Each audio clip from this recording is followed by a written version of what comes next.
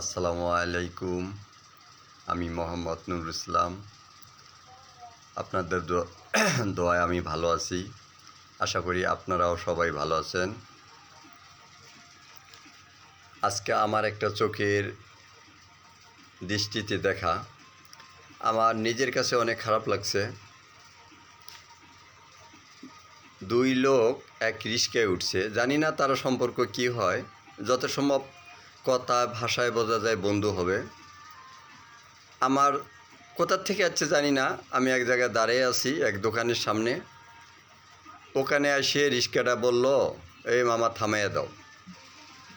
সে রিস্কাওয়ালা থামাইয়ে দিল। তারা দুই বন্ধু সিগারেট খাইল, পান নিল এবং একটা ঠান্ডা নিল। আবার রিস্কে তুইটে বইসে পায়ের উপরে পা দিয়া দুই বন্ধু কথা বলতে বলতেছে এই ঠান্ডাটা খাইল। কিন্তু রিস্কাওয়ালা হ্যান্ডেল ধরে তাকায় সামনের দিকে নজর। রিস্কাওয়ালাকেও বলল না মামা আপনি একটু খান, বা আপনি কি খাবেন খান। আমার মন থেকে আমি মনে করি যে রিস্কাওয়ালা ভাইটা ওখানে লজ্জিত এবং মন থেকে মনে কষ্টও পাচ্ছে।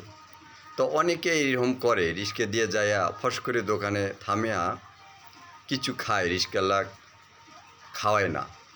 আমি মনে করি রিস্কা যখন ধরবেন এসব জিনিস আপনারা না খাইলেই ভালো হবে। আর যদি আপনারা খান ভালো কথা, একটু রিস্কাওয়ালাকে দিয়ে খাবেন, এতে রিস্কাওয়ালা গরিব মানুষ আপনার প্রতি সন্তুষ্ট থাকবে। আশা করি ভাই এরকম কাজগুলো কেউ করবেন না, কারণ আমরা গরিব মানুষ কষ্ট পাই।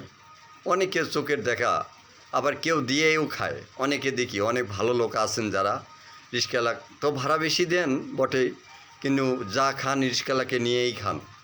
আর এত না মানুষ আছে পায়ের উপরে পা তুলে দিয়ে রিস্কাত বসেই যা কিছু খায়, রিস্কাওয়ালা একবারও বলে না যে মামা আপনি খাবেন নাকি। গরিব যদি ভাই কষ্ট পায় আপনার কোনো কাম হবে না ভাই, এরম কষ্টটা কেউ দিয়েন না। আশা করি সবাই ভালো থাকবেন, এরম কাজ করবেন না। আমার জন্য দোয়া করবেন।